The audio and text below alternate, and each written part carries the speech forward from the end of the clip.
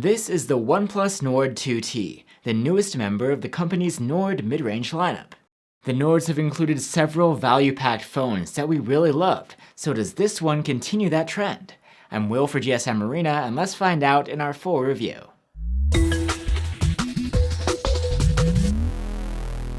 OnePlus's T phones are the mid-cycle refresh models that come to bridge the gap until a full-fledged upgrade arrives. That's exactly what we get here with the Nord 2T. Compared to the previous Nord 2 5G, the Nord 2T features a new chipset, a more powerful charger, and some minor design tweaks. These might not seem like a world of difference. These two phones won't actually be competing though, as the Nord 2T will be replacing the Nord 2 on the shelves. So the real question is how good of a phone the Nord 2T actually is. Let's start off with the design. Like before, you get a Gorilla Glass 5 back panel, but the color scheme is different this time around. Also, there's a larger camera island with bigger black circles. The glossy plastic frame is the same though. There is no official IP rating, but there is rubber insulation on the SIM slot, which could offer a little bit of protection. With no guarantees from OnePlus though, we wouldn't risk it. Next, let's talk about the 5G chipset. The Nord 2T packs a MediaTek Dimensity 1300, as opposed to the Nord 2's Dimensity 1200. Actually, the two chipsets are largely identical, down to the CPU and GPU configurations and even the clock speeds. The main difference is something called Hyper Engine 5.0, new logic for some behind-the-scenes optimizations related to gaming.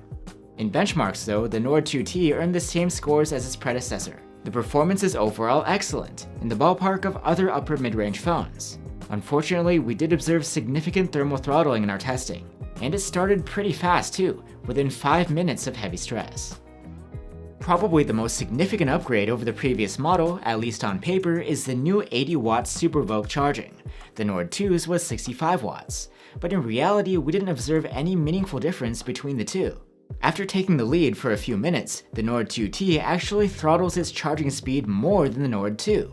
So after 30 minutes, it charges to 99%, while the Nord 2 could achieve 98%.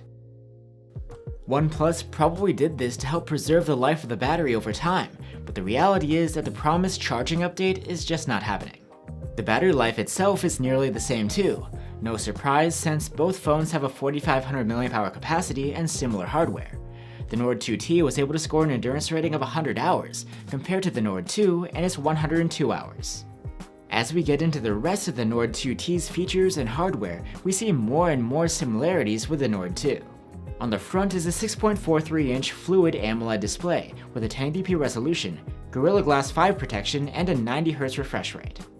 The refresh rate smooths out your swiping and scrolling, and it will dial down to 60Hz in some situations to save energy. There's not much for high frame rate gaming support though. The panel is sharp and contrasty, and there's support for HDR10+ here.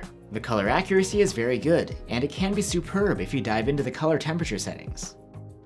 The brightness here is about the same as the Nord 2's. We measured a maximum of around 450 nits with the manual slider, and this boosts to nearly 640 nits in auto mode when in bright sun.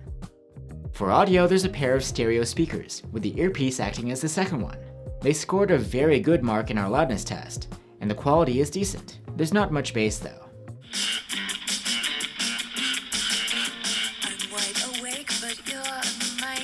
You can wake up and unlock the Nord 2T with an optical under-display fingerprint reader. It's blazing fast. The phone comes with 128 or 256 gigs of storage, and that's not expandable through microSD. The interface of the Nord 2T is OnePlus's Oxygen OS 12.1 on top of Android 12. While Oxygen OS lost its stock Android aesthetic a while ago, in exchange for a more customized one, it's clutter-free and very fluid. Now onto the cameras. There's a 50-megapixel main cam with OIS, an 8-megapixel ultra-wide, and a depth sensor.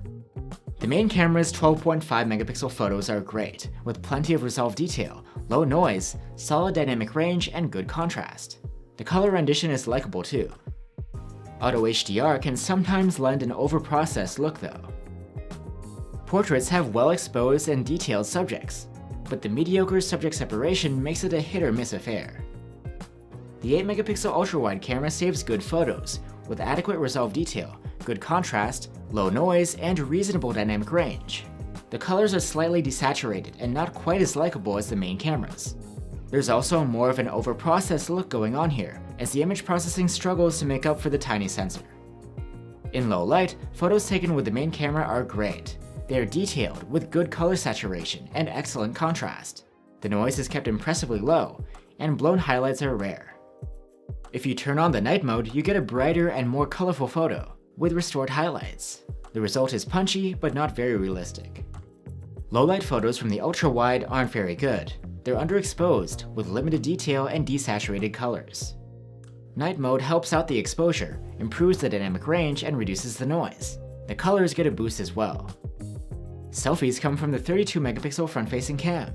They have plenty of resolved detail, good exposure, and a realistic look, with adequate contrast and dynamic range. Videos can be taken with the main cam and up to 4K resolution at 30 FPS. These look great. They're detailed and nicely processed with a natural look. Electronic stabilization is always on too, for all of your video recording. The ultra-wide is limited to 1080p resolution. There's okay detail and low noise, and adequate dynamic range. So that's the OnePlus Nord 2T. You get pretty much the exact same phone as the previous Nord 2, which is kind of disappointing considering that the two phones are released nearly a year apart. However, it's not totally a bad thing, as the Nord 2 was a great phone, and you get the same nice features here. And people aren't really expected to upgrade from the previous model to this one anyway. So if you missed out on the Nord 2, or you're just looking for a balanced mid-ranger with good value, the OnePlus Nord 2T is worth recommending.